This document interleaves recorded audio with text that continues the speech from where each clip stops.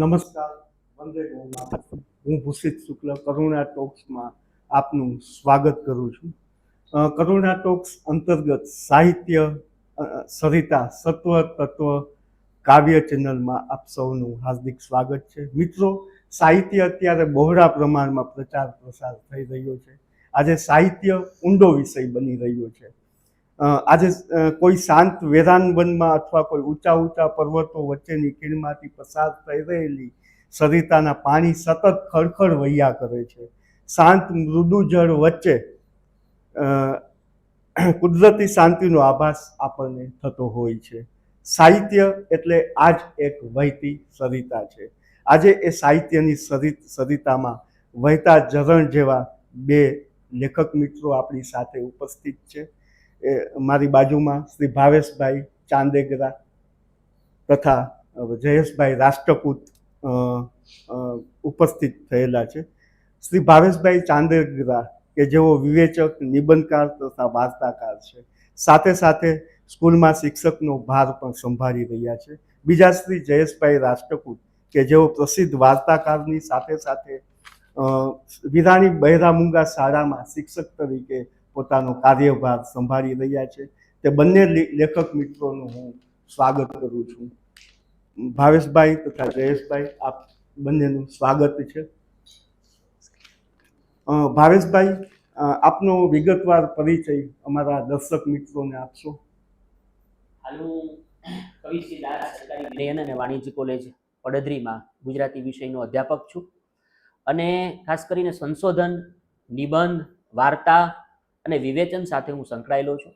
આમ તો મારો સંશોધનનો મુખ્ય વિષય અને મારા કાર્યક્ષેત્ર એ રામાયણ છે અને ખાસ રામાયણ ઉપર હું કામ કરી રહ્યો છું. જયેશભાઈ, આપનો પરિચય જી નમસ્કાર મિત્રો. હું રાજકોટની વિરાણી બહેરામુંગા શાળામાં મદદનીશ શિક્ષક તરીકે કામગીરી બજાવું છું. બહુ સરસ. અને હાલમાં ટૂંકી વાર્તામાં સામાજિક પરિમાણો એ અંતર્ગત મારું પીએચડીનું સંશોધન કાર્ય ચાલુ છે. વાહ વાહ, સારી વાત છે. ભાવેશભાઈ, આપ કોઈ ખાસ વિષય ઉપર લેખ કે નિબંધ લખો છો કે પછી તમારા અનુભવ ઉપરથી ખાસ કરીને જે નિબંધો લખું કે અનુભવને આધારે નિબંધો લખું, કારણ કે નિબંધ શું છે કે સંવેદના, ક્યાંક એવી ઘટના જોઈ હોય, ક્યાંક હું સિવિલ હોસ્પિટલમાં જાઉં અને ત્યાં પણ ક્યાંક એવી ઘટના જોઈ, ક્યાંક વિદ્યાર્થી સાથે એવી ઘટના, ક્યાંક પ્રવાસમાં ગયો હોય ને પ્રવાસના કંઈક અનુભવો, એટલે કંઈક શું કહેવાય કે વાસ્તવિક જે અનુભવો છે એને લઈને નિબંધો લખું છું. બરોબર, બહુ સરસ વાત કહેવાય. આપની વાર્તા કે નિબંધ આ ક્યાં સામયિક કે મેગેઝિનમાં પ્રકાશિત થાય? આની વાર્તા શબ્દસૃષ્ટિ, વિદ્યાનગર, શબ્દસર એમ વિવિધ સામયિકોની અંદર પ્રકાશિત થાય છે. વાહ, બહુ સરસ. અને આપને જયેશભાઈ, આપ કયા વિષય ઉપર વાર્તા લખો છો? કોઈ ચોક્કસ વિષયને અનુલક્ષીને? ના, એવું તો હોતું નથી, પણ જે સંવેદના તમને સ્પર્શી જાય અને તમે જે સ્વરૂપમાં કામ કરતા હો તમે એમાં અભિવ્યક્ત થાઓ. મારા ગમતા વિષય છે ગીત અને ટૂંકી વાર્તા. વાહ, બહુ સરસ. તો કોઈ ઘટના એવી સ્પર્શી ગઈ હોય મને તો એ ટૂંકી વાર્તામાં એ ઢાળવાનો પ્રયત્ન કરતો હોઉં છું. સરસ, બહુ સરસ વાત છે. આપના કયા મેગેઝિનમાં કે સામયિકમાં? અત્યાર સુધીમાં શબ્દસૃષ્ટિ છે, પરબ છે, એતજ છે, સુમન શાહ અમેરિકાથી જે પ્રકાશિત કરે છે લિટરરી કોઝોનિયમ, એમાં પણ મારી એક વાર્તા ચયન પામેલી છે, વારે વાહ. હમણાં તાજેતરમાં મમતામાં મને એક પુરસ્કાર પણ મળ્યો છે દોરો વાર્તાને. બહુ સરસ. ભાવેશભાઈ, સાહિત્યનો પ્રચાર પ્રસાર વ્યાપક પ્રમાણમાં થવો જોઈએ કે પછી સાહિત્યની ઓળખ પૂરતો પ્રચાર પ્રસાર થવો જોઈએ? એમાં આપનું શું કહેવું છે? સાહિત્યનો પ્રચાર અને પ્રસાર થવો જોઈએ એવું હું માનું છું. ક્યારેક અત્યારે લોકો ઘણી વખત, ભૂષિતભાઈ મેં પણ સાંભળ્યું છે, જયેશભાઈ, કે લોકો એવું કહે કે ફેસબુકનો કોઈ સાહિત્યકાર ઉપયોગ કરે એટલે એમ કે ફેસબુક કે સાહિત્યકાર, અથવા તો ફેસબુકનો વધારે ઉપયોગ કરે, ઇન્સ્ટાગ્રામનો, અથવા તો પબ્લિસિટી કરે છે. હવે મારું એવું માનવું છે કે જો સાહિત્યકાર પુસ્તક લખે તો પુસ્તક શું કામ લખે કે એ પુસ્તક ભાવક સુધી પહોંચે, પોતાની વાત છે એ ભાવક સુધી પહોંચે. હવે પુસ્તકના માધ્યમ દ્વારા સાહિત્યકાર પોતાની વાત પહોંચાડે છે તો પુસ્તકની જગ્યાએ ફેસબુકના માધ્યમ દ્વારા પહોંચાડે, યુટ્યુબના માધ્યમ દ્વારા પહોંચાડે, વોટ્સએપના માધ્યમ દ્વારા પહોંચાડે તો એ યોગ્ય છે, એમાં કંઈ ખોટું નથી. કારણ કે એક ભાવક સુધી પોતાની વાત પહોંચાડવી છે, પુસ્તકનું માધ્યમ ને એની જગ્યાએ એ આ સોશિયલ મીડિયાનો ઉપયોગ કરે તો એ કંઈ એમાં ખોટું નથી. અને સાહિત્યનો આ રીતે પ્રસાર અને પ્રચાર થવો જોઈએ એવું હું માનું છું, વ્યાપક પ્રમાણમાં થવો જોઈએ. ચોક્કસ આપની વાત સાચી છે. જયેશભાઈ, આપની વાર્તા માટે આપને કેટલા પુરસ્કાર, એવોર્ડ અને પ્રમાણપત્રો? તાજેતરમાં જ મમતા મેગેઝિન દ્વારા એક વાહ, બહુ સરસ. મમતા મેગેઝિન દ્વારા એક સ્પર્ધા હતી, એમાં જે પ્રથમ નંબરે 21,000નું મને પુરસ્કાર મળેલું છે. એ સિવાય પ્રમાણપત્રોને તો મળતા જ હોય. બરોબર, બહુ સરસ. અત્યાર સુધીમાં આપણે કેટલી વાર્તા લખેલી છે? લગભગ 8 જેટલી વાર્તાઓ મેં લખી છે, બીજી 10 જેવી વાર્તાનું ટાંચણ છે. બહુ સરસ. પણ જે લખાતી જાય એ મોટાભાગે પ્રકાશિત થતી હોય છે. બરોબર, બહુ સારી વાત છે કે આપની એક વાર્તા ઉપરથી એક ફિલ્મ બની રહી છે, તો તેની માહિતી આપશો? જી હા, મારી એક વાર્તા ડરેસ નામની હતી, જે એક બાળકના યુનિફોર્મને લઈને, તો એ જેવી રીતે ભાવેશભાઈએ વાત કરી કે સારું લખાય છે એનો પ્રસાર થવો જોઈએ, તો એ કોઈના હાથમાં ગઈ છે ને એને જોઈ એટલે આની ઉપરથી ફિલ્મ બને છે. પછી એ લોકો ફિલ્મ બનવી જોઈએ, એ લોકોએ સંપર્ક સાધ્યો અને પછી મને મળ્યા અને વાત કરી. એ લોકોએ એવું કીધું કે અમારે નેશનલ ચિલ્ડ્રન ફિલ્મ ફેસ્ટિવલ માટે આ ફિલ્મ બનાવવી છે. વાહ, બહુ હા, સરસ. તો એ લોકો આવ્યા અહીંયા, મારી પાસેથી જે લીગલી કામ હોય એ બધું એને બતાવ્યું અને એ લોકો એક ફિલ્મ બનાવે છે ડરેસ નામની વાર્તા પરથી, જે શબ્દ સૃષ્ટિમાં પ્રકાશિત થયેલી. વેરી ગુડ, બહુ સરસ. આપ લેખનની સાથે સાથે અત્યારે ફિલ્મમાં પણ આપની વાર્તા પહોંચી રહી છે, તે એક બહુ સારી અને સારી વાત કહેવાય, જે ગૌરવ પણ લેવા જેવી વાત છે. આપ ભાવેશભાઈ, આપની સાહિત્યિક સફરમાં સિદ્ધિ પ્રાપ્ત કરી હોય કે પ્રમાણપત્રો મળ્યા હોય, એવોર્ડ મળ્યા હોય એવી સંસ્થા તરફથી, તો આપ માહિતી આપશો? મને 2023માં અતુલ્ય વારસો આઈડેન્ટિટી એવોર્ડ મળ્યો છે અને હમણાં તાજેતરમાં ચંદ્રકાંત બક્ષી સાહિત્ય વર્તુળ દ્વારા મારી એક વાર્તા પ્રેમલતા નામની વાર્તા, એમને બીજો નંબર પ્રાપ્ત થયો અને આ હમણાં 7 તારીખ આવે રવિવારે, એ દિવસે જ એનો પુરસ્કારનો સમારંભ રાજકોટ ખાતે યોજાયો છે. એટલે બાકી તો પ્રમાણપત્રો તો મળે, પણ આ 2 મોટા પુરસ્કારો પણ સાહિત્ય ક્ષેત્રે પ્રાપ્ત થયા છે. બહુ સરસ વાત કરી, સારી વાત છે. અને આપણે કોઈ તાજેતરમાં કોઈ વાર્તા લખી હોય તો સાથ આપશો?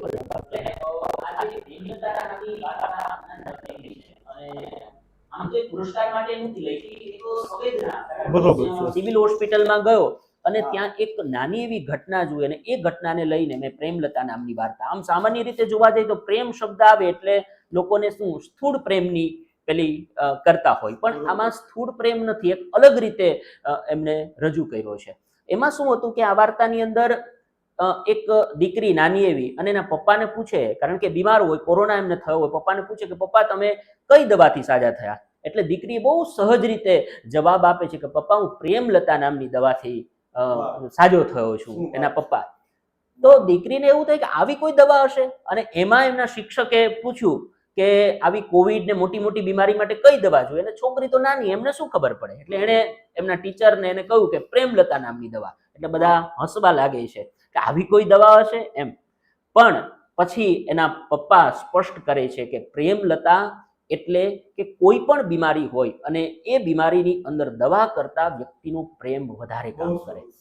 કારણ કે કોવિડ જેવી બીમારી થઈ એટલે લોકો શું ભાગે, પણ એ જે બીમારી થઈને પ્રેમ કરો, એને સહકાર આપો, એને સપોર્ટ આપો, તો એ સાજો થાય. દવા કરતા પણ લોકોનો પ્રેમ મળે, લોકોનો સહકાર મળે. બાકી તો કોવિડ થાય એટલે શું કે સ્વાઇન ફ્લૂ થાય એટલે ભાગો, દૂર ભાગો, દૂર ભાગો. એટલે અંદરથી પેલો વ્યક્તિ પણ ટેન્શનમાં આવી જાય કે બસ હવે તો જીવનમાં મારે કશું જ નથી રહ્યું. સાચી વાત છે. પણ લોકોને પ્રેમ આવી બીમારીમાં આપે અને પ્રેમથી એ સાજો થાય છે. એટલે આખો વિષય બનાવીને આ વાર્તા લખેલી. બહુ સરસ. કોરોના સમયમાં પણ હા, ભાવેશભાઈએ વાત કરી કે પ્રેમની જરૂર છે. કોઈ વ્યક્તિ વચ્ચેના માણસ વચ્ચે લાગણી હોય તો કોઈ પણ માણસ સાજો થઈ શકે, તેવી બહુ સરસ એને પ્રેમલતા વિશે વાર્તાની વાત કરી છે. તો એ બહુ સારી વાત છે. આપે સંઘર્ષ અને સિદ્ધિ નામના પુસ્તકમાં પણ ગુજરાતી સાહિત્યમાં પ્રસિદ્ધ લેખકોની સાહિત્યિક સંઘર્ષ વિશે લખ્યું છે. તો તેમના વિશે આપ થોડી વાત કરી શકશો? એટલે આ સંઘર્ષ અને સિદ્ધિ રન્નાદે પ્રકાશનનું પુસ્તક છે. ખાસ કરીને આ પુસ્તકમાં કોઈ પણ સાહિત્યકાર ભૂષિતભાઈ છે એનો શરૂઆતનો સંઘર્ષ હોય. ઘણા લોકો એવું કે ઘણા સાહિત્યકારો પણ કહેતા હોય કે હું પ્રથમ વાર્તા લખું છું, મેં ઘણા સામયિકોની અંદર મોકલી, પ્રસિદ્ધ નથી થઈ, વારંવાર મોકલું છતાં પણ પ્રસિદ્ધ નથી થતી. તો એના આ પુસ્તકનો એક દાખલો આપું છું કે પન્નાલાલ પટેલ પ્રથમ વખત એક કવિતા લખી અને એ સુંદરમને બતાવવા માટે ગયા. એટલે સુંદરમે નકારી કાઢી કે ભાઈ આ રીતે કઈ કવિતા આટલું બધું નથી કઈ એમાં. એટલે પછી ઉમાશંકર જોશીએ પન્નાલાલને કહ્યું કે તમે વાર્તા કંઈક લખો. એટલે એમણે વાર્તા લખી અને સુંદરમ પાસે ગયા અને એ પહેલી વાર્તા એની શેઠની શારદા, એ વાર્તા લખી અને સુંદરમ પાસે ગયા અને બતાવ્યું. તો સુંદરમે કહ્યું કે આ સારી છે. એટલે સુંદરમને પૂછ્યું મારી વાર્તા જો સારી હોય તો મારે આ સામયિકમાં ક્યાંક છપાવવી, આવું શક્ય બને? તો સુંદરમે કહ્યું કાંઈ વાંધો નહીં, ફૂલછાપ નામનું એક ચાલે છે મેગેઝિન, હા, અને ઝવેરચંદ મેઘાણી એ બધું સંભાળે છે, તો હું એમને મોકલી આપીશ. એટલે મેઘાણીને આ વાર્તા મોકલી અને ફૂલછાપમાંથી કહ્યું કે ભાઈ આ તમારી પ્રસિદ્ધ થશે. હવે પન્નાલાલ પટેલની પહેલી વાર્તા, એટલે પન્નાલાલ પટેલને ખુદને પણ ઉત્સાહ કે હું વાર્તાકાર બનીશ, હું સાહિત્યકાર બનીશ. અને એવું ભૂષિતભાઈ કે જ્યારે એની વાર્તા આવવાની હતી આગલા દિવસે પન્નાલાલ પટેલે ઊંઘ નહોતી આવી, એને ઊંઘ નહોતી આવી આગલા દિવસે કે મારી વાર્તા આવવાની છે. અને વારંવાર એમણે પોસ્ટ ઓફિસના ધક્કા ખાધા કે ક્યારે પેલો પોસ્ટમેન આવે અને મને ફૂલછાપ આપે અને હું વાર્તા જોઉં. અને 3-4 વખત ગયા અને એમાં પોસ્ટમેન આવ્યો અને પોસ્ટમેન એને ફૂલછાપ આપે એ પેલા પોસ્ટમેન પાસેથી પન્નાલાલ પટેલે પેલું ફૂલછાપ લઈ લીધું અને લઈ અને પહેલું, બીજું અને ત્રીજું પેજ જ્યારે ફેરવું અને ઉપર મોટા અક્ષરે લખેલું હતું શેઠની શારદા અને નીચે હતું પન્નાલાલ પટેલ. આંખમાંથી એમને જળજળી આવી ગયા પહેલી વાર્તા જોઈને કે મારી વાર્તામાં છપાણી. અને તો પણ ઘણા બીજા મિત્રો હતા કે ભાઈ તો ફૂલછાપમાં તો વાર્તા આવે, એમાં શું, તમે પ્રસ્થાનમાં લખો તો કહેવાય. અને પછી પ્રસ્થાન માટેના પણ પ્રયાસો કર્યા. એમાં પણ પહેલી વાર્તા કંકુ લખી તો રાવી પાઠક, એ તો બહુ કડક, અને રાવી પાઠકે નકારી કાઢી કે ભાઈ કંકુ તો બધું વિષય સામાન્ય છે, આ બીજી કોઈક વાર્તા આપો. એટલે બીજી વાર્તા એને સુખ દુઃખના સાથી એવી કંઈક વાર્તા એમણે આપી અને એ પછી એમાં છપાણી. એટલે શરૂઆતમાં જે મોટા મોટા સાહિત્યકારો છે એને પણ સંઘર્ષ કરવો પડ્યો છપાવવા માટે. અને પછી તો કઈ પન્નાલાલ પટેલ આગળ પોતાનું સાહિત્ય સર્જન કરતા ગયા. સાચી વાત છે. કોઈ પણ લેખક હોય કે કવિ હા. હોય તો એમની પ્રથમવાર જો સાહિત્ય પોતાની કૃતિ કોઈ મેગેઝિન અથવા કોઈ ન્યૂઝપેપરમાં આવે તો એમને મન બહુ ખુશી હોય છે. જી જી. અને શરૂઆતમાં તો કોઈ પણ વ્યક્તિને સંઘર્ષ તો કરવો પડે. અને આપણે શું છે કે સામાન્ય રીતે પહેલો સંઘર્ષ હોય, શરૂઆતમાં લખતા હોય, એકાદ મેગેઝિન વાળા ન છાપે તો આપણે નિરાશ થઈ ગયા, અરે મેં લખ્યું, છાપ્યું નહીં, શું થતું હશે, લાગવગ થતી હશે, આમ થતું હશે, તેમ થતું હશે. પણ એવું નથી, ધીરે ધીરે આ બધું ધૈર્ય રાખવું પડે અને એ પછી ધીરે ધીરે આગળ વધી શકાય. ચોક્કસ. અને ખાસ કરીને મેગેઝિન કે ન્યૂઝપેપર હોય એમાં આપની પ્રતિભા ઉપર, આપની આવડત ઉપર એ લોકો જો પસંદ કરતા હોય છે. જો આપણું સુંદર લખાણ અને વાચકોને આકર્ષી શકે એવું હોય તો ચોક્કસ એ લોકો પ્રકાશિત કરતા હોય છે. સાચી વાત છે ભાવેશભાઈ. જયેશભાઈ, આપણે કોઈ અત્યારે હાલમાં કોઈ વાર્તા લખી છે તો એમના વિશે? મારી જે પુરસ્કાર પામેલી વાર્તા છે એનું શીર્ષક હતું દોરો. શ્રદ્ધા અને અંધશ્રદ્ધા વચ્ચે ખૂબ પાતળી ભેદરેખા છે. આપણે જોઈએ તો ઈશ્વર બધે વ્યાપ્ત છે અને તમે શોધવા બેસો તો ક્યાંય નથી એવું લોકો કહેતા હોય છે, પરંતુ એની હાજરી તમે જો અનુભવી શકો તો સતત છે. સાથે સાથે આપણે કર્મના બંધનોમાં પણ માનીએ છીએ. તો આ બધી વાતને લઈને ભલા ભગત નામનું પાત્ર છે. ભલા ભગતના જીવનમાં શું શું શ્રદ્ધાના કારણે ઢોળાવ આવે છે, ઉતાર આવે છે, ચડાવ આવે છે, એની મેં વાત કરી છે અને એ જ વાર્તા હમણાં પુરસ્કાર પામી. બહુ સરસ, બહુ સારી વાત છે કે અંધશ્રદ્ધા વિશે બહુ સરસ જયેશભાઈએ વાર્તા લખી છે.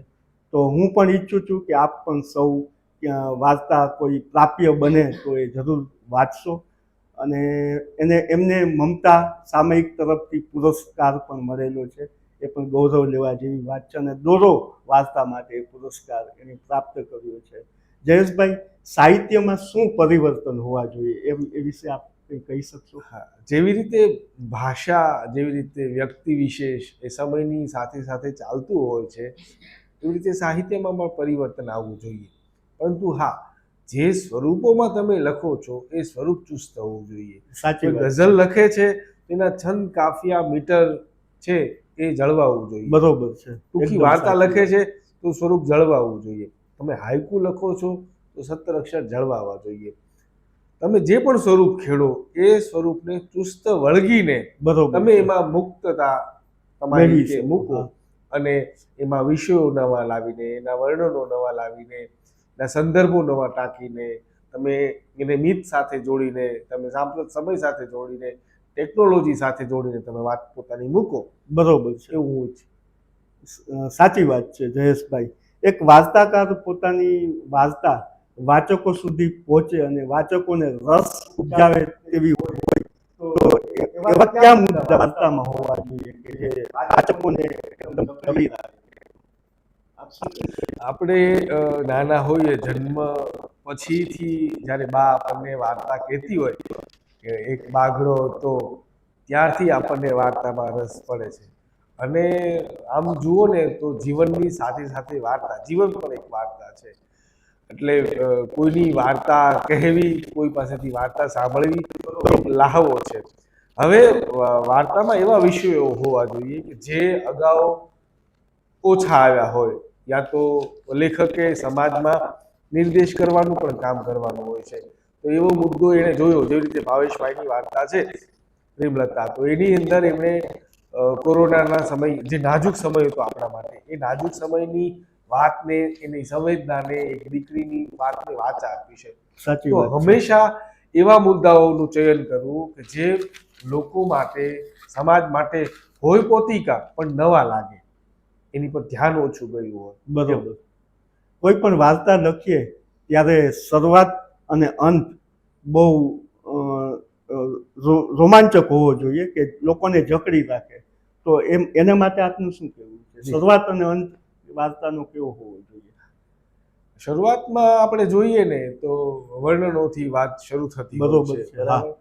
અને અંત એવું ટૂંકી વાર્તામાં એવું કહેવાય છે કે પૂંછડીએ ડંખ, રાઈટ. સ્કોર્પિયન પંચની જેમ તમને હલબલાવી મૂકે. તમને, હા, બાળકોની વાર્તાઓ હતી, બાળ સાહિત્યમાં ખાધું પીધું ને રાજ કર્યું એવું છે, પણ જ્યારે ટૂંકી વાર્તાની વાત આવે ત્યારે વાર્તાના અંતમાં તમને એ ક્ષણ, એ દ્રશ્ય, એ વર્ણન તમને હલબલાવી મૂકવી જોઈએ. બરોબર છે. ઉમાશંકર જોશીની તમે વાર્તા વાંચો તો મારી ચંપાનો વધ તમે છેલ્લી લીટી વાંચો ને ત્યારે તમને ખબર પડે કે ના, આ તો મારે ફરી વખત વાંચવી જોશે, કારણ કે આમાં પ્રકારના હતા.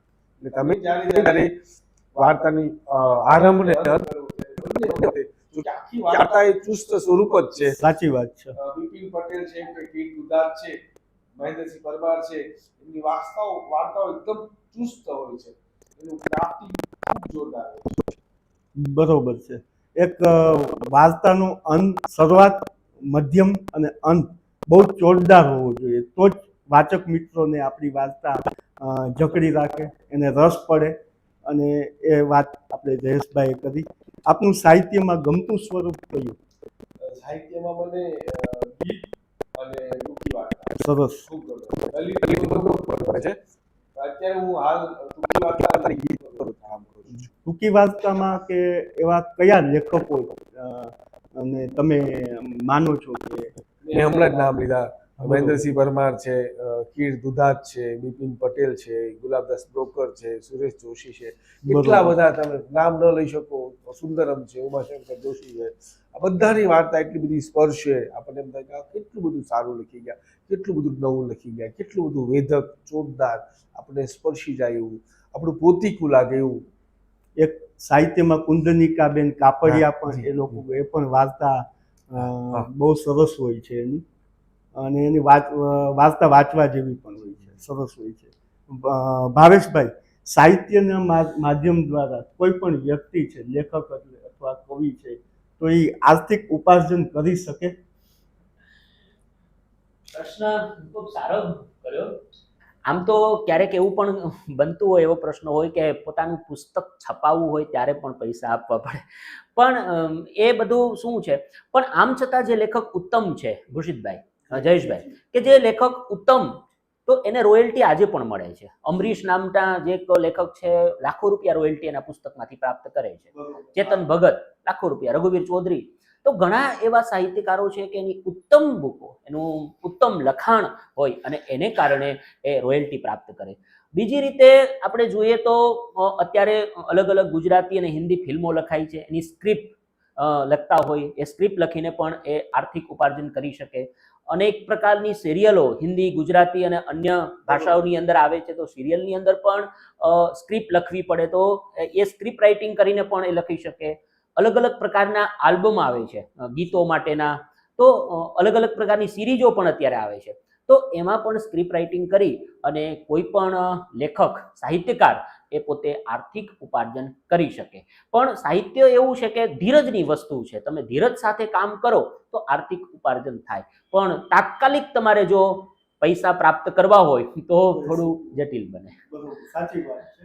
કોઈ પણ લેખક હોય કે કવિ મિત્રો હોય તો એમને પોતાના સાહિત્યનું ઉપાર્જન માટે, આર્થિક ઉપાર્જન માટે, એમ કે અત્યારે તો હવે સાહિત્ય એવું થઈ ગયું છે કે તમે તમારી રચનાઓને, કૃતિઓને પ્રકાશિત કરવા માટે પણ પૈસા આપવા પડે છે. તો એવું ન થવું જોઈએ, કારણ કે સાહિત્ય એટલે અંદરથી જન્મેલી આપણી કળા છે અને તેને આપણે પૈસાથી વેચી જ નથી શકાતી. સાહિત્ય દૂષિતભાઈ એવું છે કે બીજા માટે, આમ તો કારણ કે બીજાના કલ્યાણ માટે પણ અમુક સાહિત્ય લખાય છે, બીજાના આનંદ માટે લખાતી હોય. ભાવક કોક એ સાહિત્ય વાંચીને એક એમાંથી બોધ પણ પ્રાપ્ત કરી શકે, આનંદ પ્રાપ્ત કરી શકે. એટલે આમ તો એ એક કલ્યાણનો પણ એક ભાગ આપણે કહી શકાય. બરોબર છે, સાચી વાત છે. અત્યારે તો ઓનલાઈન પણ હા, રોયલ્ટી પણ આપણને આપે છે, તો એના તરફ આપણે વળવું જરૂરી છે. અને ભાવેશભાઈ, સાહિત્યનો પ્રચાર પ્રસાર વ્યાપક પ્રમાણમાં અત્યારે થવો જોઈએ કે અત્યારે આપણે સીમિત સમય, અત્યારે ફાસ્ટ યુગ છે, સ્પર્ધાનો યુગ છે, તો સાહિત્યનો જે પ્રચાર છે એ ધીમે ધીમે થવો જોઈએ કે ઝડપથી થવો જોઈએ? આપનું શું કહેવું છે? મારું એક સ્પષ્ટ માનવું છે કે અત્યારે જે લેખક હોય, કવિ હોય, તો બે પુઠ્ઠાની વચ્ચે ને નથી રહેવું. કારણ કે અત્યારે શું છે કે પુસ્તક પૂરતા સીમિત થઈ જાય. કોઈ પણ જે સાહિત્યકાર છે શું છે કે પુસ્તક લખવું, પણ એ પુસ્તક ઉપરાંત પણ પોતે પોતાની કવિતાનું પઠન કરી શકે. અત્યારે અનિલ ચાવડા, રઈશ મણિયાર બહુ સરસ રીતે, કૃષ્ણ દવે પોતાની કવિતાનું પઠન કરે, યુટ્યુબ, ઇન્સ્ટાગ્રામ, ફેસબુકની અંદર એ લોકો મૂકે. તો એ બે પુઠ્ઠાની વચ્ચે નહીં, પણ બે પુઠ્ઠાની બહાર પણ એને નીકળવું પડે, યુટ્યુબમાં પણ જવું પડે અને ઉત્તમ પાઠક પણ એને બનવું પડે, ઉત્તમ રીતે એનું પઠન પણ સાહિત્યકારને કરવું પડે. બરોબર છે. એક સાહિત્ય અત્યારે પ્રચાર પ્રસાર થવો જ જોઈએ, કારણ કે બધાને ખ્યાલ આવે કે સાહિત્ય એટલે શું છે, સાહિત્યમાં જે જોડણી છે કે શબ્દો છે એનો કઈ રીતે પ્રયોગ કરાય એ પણ લોકોને ખ્યાલ આવે.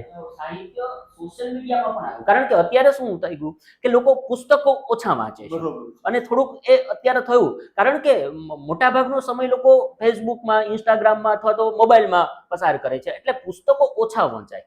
પણ પુસ્તકો ઓછા વંચાય તો એની જગ્યાએ એ પુસ્તકોને આપણે સોશિયલ મીડિયામાં મૂકીએ, યુટ્યુબમાં મૂકીએ તો એ વંચાતા થાય છે. અને લોકોને અત્યારે શું છે કે જરૂરિયાત એ પણ છે શોર્ટ, ટૂંકું, લઘુકથા જેવું જે સ્વરૂપ છે એની પણ વાર્તા છે. અને બીજી એક વસ્તુ ભૂષિતભાઈ, આ વાત આવી એટલે એ પણ વાત કરું છું કે આપણે ત્યાં અહીંયા શું છે કે આપણે મુશાયરો થાય છે, કવિ સંમેલનો થાય, બરાબર, તો એ સાથે સાથે મારું એ પણ કહેવું છે કે સાહિત્યનો પ્રસાર અને પ્રચાર કરવા માટે લઘુ કથાઓના પઠન પણ થવા જોઈએ, વાર્તાઓના પણ પઠન થવા જોઈએ.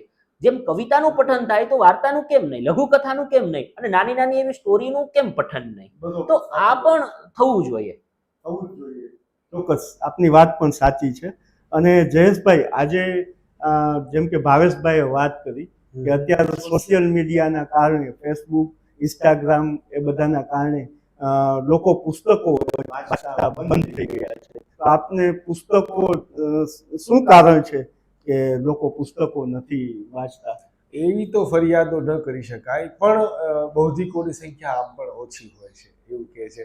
હા, એ ખરું કે લોકો થોડાક પુસ્તકોથી વિમુખ થયા છે. આ અત્યારે જે પ્રકારનું માધ્યમો છે, જેમ કે મોબાઈલ છે, યુટ્યુબ છે, કારણ કે દ્રશ્ય શ્રાવ્ય માધ્યમો છે, એટલે ફક્ત વાંચીને મેળવવું અને પેલું જોઈને સંગીત સાચી સાથે વાત છે. મેળવવું, એટલે એટલા માટે એ થોડુંક છે, પણ છતાંય તે પુસ્તકો તો વંચાય છે. એકત્ર બરોબર. ફાઉન્ડેશન છે, કેટલું બહોળું કામ કરી રહ્યું છે. હા, તમારે સાચી જોઈએ વાત. એ બધા પુસ્તકો એની પર ઓનલાઈન અવેલેબલ હોય છે. તમે ઘરે બેઠા તમારા મોબાઈલમાં પુસ્તકો ડિજિટલ લાઇબ્રેરીમાં પુસ્તકો વાંચી શકો છો. મગાવી શકીએ, બરોબર છે. અત્યારે આમ જોઈએ તો ફાસ્ટ યુગ સમય છે, તો અત્યારે કોઈની પાસે પુસ્તકો વાંચવા જેટલો સમય નથી હોતો, કારણ કે મોબાઈલના અત્યારના યુગમાં લોકો બહાર પોતાના ઓફિસમાં કે અથવા કોઈ ધંધા માટે ગયા હોય તો પણ મોબાઈલમાંથી ગૂગલમાં સર્ચ કરીને પણ કોઈ પણ કંઈ પણ વાંચવું હોય તો એ લોકો ઝડપથી વાંચી શકે છે.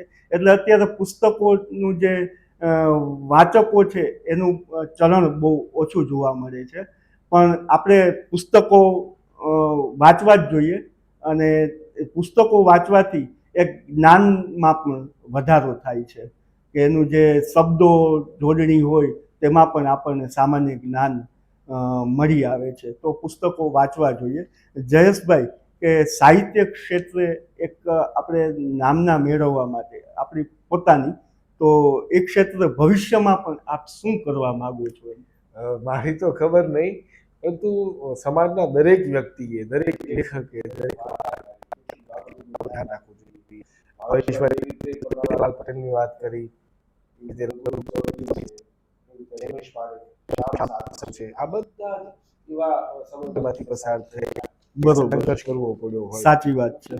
સાહિત્યમાં સત્વ હશે તો એ સ્થાપિત થશે, અને તમારી રુચિ કે એમ યાવત દિવાકરો સુધી રહી શકે. વાત રહી ગામડાની, તો સંસ્કૃત સાહિત્યમાં સાહિત્ય લખવા માટેના 6 પ્રયોજનો છે. અર્થકૃતિ, વ્યવહાર, વિદેશી, એમ કરીને 6 પ્રયોજનો આપ્યા છે. બરોબર, અર્થ માટે છે, સમાજ સુધી પહોંચવા માટે છે, સમાજના કલ્યાણ માટે છે, તમે સાહિત્ય લખો છો. અને છેલ્લો પ્રયોજન છે જે પોતાના ધ્યાન માટે, એટલે વ્યક્તિ મોટા ભાગે આ 6 પ્રકારના પ્રયોજનોને ધ્યાનમાં રાખીને લખતો હોય છે. સાચી વાત છે.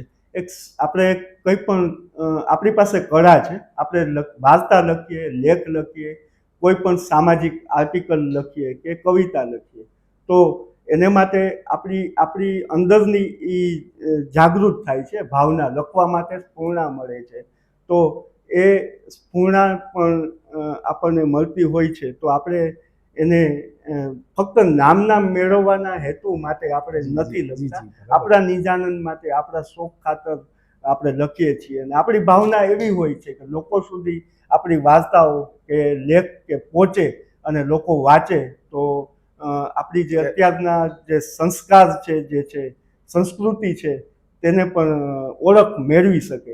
એટલા માટે આપણે આપણી નામના ખાતર નહીં, પણ આપણે પોતાની લોકોને ઓળખ મળે પોતાના શબ્દો થકી, એ આપણે જોઈએ છીએ.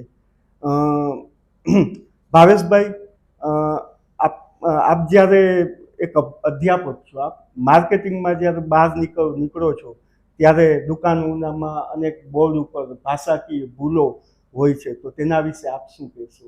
ભાષાકીય જે ભૂલો હોય છે તે વાંચીને પણ આપણને ખ્યાલ આવી જાય કે આમાં આ ભૂલ છે. બિલકુલ સાચી વાત છે કે ઘણી વખત આપણે માર્કેટમાં નીકળીએ છીએ ત્યારે કોઈક દુકાનમાં બોર્ડ મારેલો હોય તો એની અંદર ભાષાકીય ભૂલો હોય, જોડણીની, અને ક્યારેક તો શબ્દ જ ખોટા લખાયેલા હોય. દુકાનો, બીજી ઘણી એવી વસ્તુ છે કે ત્યાં આ રીતે માર્કેટમાં એ ખોટું લખાયેલું હોય. હમણાં મેં એક ઘટના વાંચેલી, એ સત્ય હોય કે ખ્યાલ નથી મને, મેં ક્યાંક વાંચેલું કે એક દુકાનમાં દુકાનદારે સરસ્વતી નામનો એક બુક સ્ટોર કંઈક હતો, અને બુક સ્ટોરમાં સરસ્વતીમાં તી એમણે રસવાઈ એટલે નાની તી લખ્યું, પણ દીર્ઘ આવે તીમાં છેલ્લે. એટલે કોઈકે એમને સમજાવ્યા પણ ખરા દુકાનદારને કે ભાઈ તમે જે સરસ્વતી બુક સ્ટોર લખ્યું છે એમાં તી તમારે દીર્ઘ આવવો જોઈએ, પણ પેલાને તો શું દુકાનદારને કે ભાઈ હવે આમાં અમારે તો વેપાર કરવો છે, એમાં ભાષાને અમારે શું લેવા દેવા એમ. પણ પછી આ દુકાનદાર એમની દીકરી 6ઠ્ઠા ધોરણમાં અભ્યાસ કરે છે અને 6ઠ્ઠા ધોરણમાં એમની સ્કૂલની અંદર એ સરસ્વતી દીર્ઘ તી લખે. એટલે એકવાર એના પપ્પા પાસે આવી કે પપ્પા કે અમને અમારા શિક્ષકે એવું કહ્યું છે કે તી દીર્ઘ આવે, પણ આપણી દુકાનમાં જ કેમ તમે તી રસવાઈ લખો છો, રસ્વ લખો છો? એટલે એના પપ્પાને પૂછ્યું, તમે પપ્પા ખોટા છો, મારા શિક્ષક સાચા છે અને આમ જ લખાય, અમારા પુસ્તકમાં પણ તી આમ જ આવે. અને એના પપ્પાને એ બદલવું પડ્યું જયેશભાઈ, એટલે એમણે બદલવું પડ્યું એમ. એટલે કહેવાનો અર્થ એવો પણ નીકળે કે માર્કેટની અંદર જે લખેલી જોડણીઓ આવે લોકો વધારે જોઈ છે. હવે પુસ્તકની વાત કરીએ, કદાચ કોઈ પુસ્તક હોય તો 5000 નકલો વેચાય, 5000 લોકો વાંચે, તો પુસ્તકમાં આપણે જોડણી માટે આપણે ધ્યાન રાખીએ છીએ. 5000 લોકો કદાચ આપણે માનીએ કે 5000 લોકો પુસ્તક વાંચે, પણ આ દુકાનમાં જે બોર્ડ છે તો લાખો લોકો વાંચે છે. અને લાખો લોકો જો આ બોર્ડ વાંચતો હોય તો એ સુધારવું જોઈએ. અને આપણા નાના બાળકો છે, બાળકો પણ, મને તો એવું છે કે આ બધા બોર્ડ છે એ પણ એક સ્કૂલ છે. આપણા બાળકો, હું મારા દીકરાને લઈને જાઉં ગાડીમાં તો મારો દીકરો બોર્ડ વાંચતો હોય કે પપ્પા ત્યાં સરસ્વતી લખેલું છે, પપ્પા ત્યાં ઘનશ્યામ લખેલું છે, પપ્પા ત્યાં કરુણા લખેલું છે. એ દીકરો વાંચે અને એનો અસર એ દીકરા ઉપર પડે તો એનું પણ એ ભવિષ્યમાં પણ ખોટી જોડણી લખતો થાય. એટલે આપણા લોકોએ જાગૃત, આના માટે કોઈ અધ્યાપક શિક્ષક જવાબદાર આપણે ન ગણી શકીએ, પણ ખુદ, કારણ કે પોતે ગુજરાત, દુકાનદાર પોતે પણ ગુજરાતી છે, એનો દીકરો પણ ભણે છે, એટલે ખુદ વ્યક્તિએ ધ્યાન રાખવું જોઈએ કે આપણે જે જોડણી લખીએ છીએ એ સાચી લખવી જોઈએ. જોડણીના કારણે અર્થ પર ભેદ તમે હસ્વ ઈ ને દીર્ઘ ઈ કરો તો આખું સૂર તમે હસ્વ ઉ લખો તો દીર્ઘ, બિલકુલ સાચી વાત છે. અર્થ ભેદ તો મુશ્કેલી થઈ જાય. સાચી વાત છે. પુરાણોમાં એક કથા છે કે અશોકના પુત્ર કુમારને હવે આગળ ભણાવો કે નહીં એવું પત્ર આવે છે અને એક દાસી છે એની પત્રીમાં કે એવું કોઈ છે, એ પત્રમાં પોતાના કાજળથી ટપકું કરી નાખે છે. સંસ્કૃતમાં એ વાક્ય હતું કે કુમાર અધિયહુ, કુમારને હજી વધુ ભણાવો, અને એ દાસીએ કાજળનું ટપકું કરીને નો અંધિયહુ કરી નાખ્યો, મતલબ કે કુમારની આંખો ફોડી નાખો. કુમારે એ જોયું અને એને કીધું ના, મારા પપ્પાનો આદેશ છે, ફોડી નાખો. અને એક ટપકાના કારણે, એક અનુસ્વારના કારણે એ રાજા બનતો બનતો રહી જાય છે અને આંધળો વ્યક્તિ થઈને રહી જાય છે. એટલે એ ભાષાની તો જોઈએ.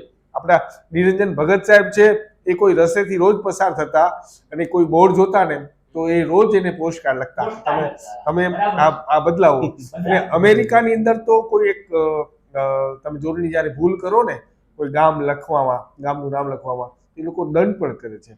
એવો કાયદો હોવો જોઈએ કે તમે જાહેર જીવનમાં ત્યારે ભાષા વાપરો છો ત્યારે તમારે ચુસ્ત રીતે એના માળખાને વળગી રહેવું જોઈએ. હજારો લોકો વાંચે છે. જી. કારણ કે પુસ્તકો નથી વાંચતા એટલા બોર્ડ વાંચે લોકો, કારણ કે હજારો લાખો લોકો એ બોર્ડ વાંચે છે, એટલે એની ઉપર અસર પડવાની છે. આપણા બાળકો છે એ પણ વાંચે છે અને એ પણ એક સ્કૂલ જ છે, બરાબર છે, કારણ કે વાતાવરણ એ પણ એક સ્કૂલ છે અને વાતાવરણમાંથી બાળક શીખે છે, એટલે ખોટું શીખવાનું છે બાળક. એટલે આ જાગૃતતા અને આવા અભિયાનો ચાલ્યા છે, પણ હવે આપણે કેટલા સફળ થયા છે સમય છે. સાચી વાત છે. માતૃભાષા આપણી ગુજરાતી છે, તો એમાં માતૃભાષાનું ક્યારેય ઇંગ્લિશ ન થઈ શકે. તો એ પણ એક આપણને ખ્યાલ આવ્યો કે બાર બોર્ડ દેખાતા હોય કોઈ પણ દુકાન ઉપર, એમાં જોડણીની પણ આપણે જોવું જોઈએ. એ બાળકોને પણ ખ્યાલ આવે કે આની સાચી ગુજરાતી એટલે ગુજરાતી રસોમાં ન લખી શકાય, કે કઈ રીતે ગુજરાતી તીનો કઈ રીતે પ્રયોગ કરવો એ પણ બાળકોને તો ખ્યાલ હોય છે અત્યારે. તો એ સારી વાત છે કે એક જોડણીનું પણ આપણને જ્ઞાન મળે. જયેશભાઈ, એક છેલ્લો સવાલ હું તમને પૂછું છું કે અત્યારે આપ સ્કૂલમાં શિક્ષક તરીકે જોબ કરો છો, નોકરી કરો છો, તો એ નોકરીની સાથે આપ જે કાર્યભારની સાથે સાથે અત્યારે આપ કઈ વાર્તા ઉપર અત્યારે આગળ લખી રહ્યા છો? કઈ વાર્તા લખી? વાર્તા જ્યારે પૂરી થાય ને ત્યારે એવું કહી શકાય કે હવે પૂરું થયું, કારણ કે એ આખું કમઠાણ એવા પ્રકારનું હોય છે કે તમારી નાયિકા માનો અહીંયાથી અહીંયા ચાલીને જતી હોય ને તો એ 10 વખત ચાલીને જાય અને તમને યોગ્ય લાગે કે નહીં આમ જ જશે તો તમે એ સીન છે કે દૃશ્ય છે એનું વર્ણન લખી શકો. બરોબર, સાચી વાત છે. એ અંદરથી જ આપણને એક બે પ્રોજેક્ટ તો ચાલુ છે સાથે સાથે. બરોબર, પેલા પૂરી થઈ જાય કે નક્કી નહીં. હા, એ તો છે જ. એ સમય આવે ત્યારે જી, જી, અનુકૂળતાએ આપણે વિષયને આપણે શોધી અને વાર્તા આપણે લખી શકીએ, એ વાત સાચી છે. અને આપને પણ બસ છેલ્લો સવાલ એ જ પૂછવાનો છે કે આપે પણ અત્યારે એક પ્રવૃત્તિ નોકરીની સાથે સાથે આપ અત્યારે કઈ વાર્તા ઉપર લખી રહ્યા છો, કયા વિષય ઉપર? વાર્તા ઉપર નહીં, પણ અત્યારે સરકારમાંથી એક મેજર પ્રોજેક્ટ લીધો છે રામાયણ ઉપર, અને રામાયણ ઉપર મારું એમફિલ અને પીએચડી નું કામ પણ રામાયણ ઉપર, અને સરકારનો એક પ્રોજેક્ટ છે અને રામાયણ ઉપર છે. રામ જે વાટે ગયા હતા લંકામાં, એ જે રૂટ છે આખો, એ ઉપર સંશોધન કરી રહ્યો છું બહુ અત્યારે. સરસ વાત છે. ભાવેશભાઈ એક નિબંધકાર તેમજ વિવેચક છે, એટલે એ અત્યારે એક આખી રામાયણ ઉપર પણ સંશોધન કરી રહ્યા છે. તે પણ એક ગૌરવ લેવા જેવી વાત છે. ભવિષ્યમાં પણ તેનું આ સંશોધન સફળ બને તેવી શુભેચ્છાઓ, અને આપણે પણ તેમને વાંચીએ, અને જયેશભાઈને પણ એટલી શુભેચ્છા કે તેઓ પણ પોતાની વાર્તામાં ઘણા આગળ પ્રગતિ કરે તેવી શુભેચ્છા હું આપું છું. અને ખાસ ભાવેશભાઈ તથા જયેશભાઈનો હું આભાર માનું છું કે આપનો સમય લઈને પણ અહીંયા આપણે કરુણા ટોક ઉપર આવ્યા, તે બદલ હું આ બંનેનો હું આભારી છું. ખૂબ ખૂબ આભાર. આભાર માનું છું. આભાર. આપ સૌ પ્રેક્ષક મિત્રોનો પણ હું આભારી છું કે અમારી કરુણા ટોક ચેનલને ફેસબુકમાં, યુટ્યુબ ઉપર, ઇન્સ્ટાગ્રામમાં લાઈક અને કોમેન્ટ્સ કરો છો, અને જરૂર કરશો. અને અમારી પણ સાહિત્ય સરિતા સત્વ તત્વ કાવ્ય ને પણ લાઈક કરવાનું ભૂલશો નહીં. આપ મને મારા નંબર એટલે કે 9166966380 ઉપર વોટ્સએપ દ્વારા આપના પ્રતિભાવ તથા સૂચનો પણ મોકલી શકો છો. તેમ આપ સૌનો હું ખૂબ ખૂબ આભાર માનું છું. ધન્યવાદ.